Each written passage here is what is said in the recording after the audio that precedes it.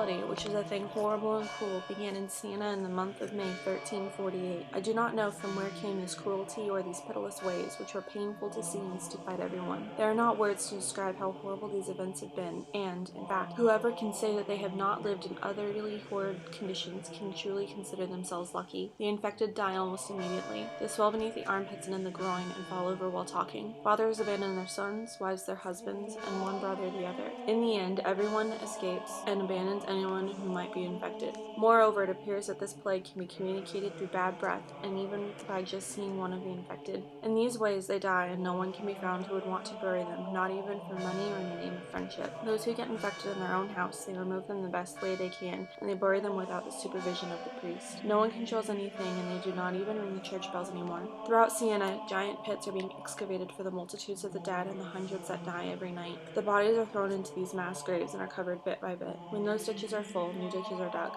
So many have died that new pits have to be made every day. And I, Agnola Datura, called the Fat, have buried 5 of my sons with my own hands. Yet I do not steal from those who are really buried like the dogs that eat them and litter them about the city. There is no one who weeps for any of the dead, for instead everyone awaits their own impending death. So many have died that everyone believes it is the end of the world.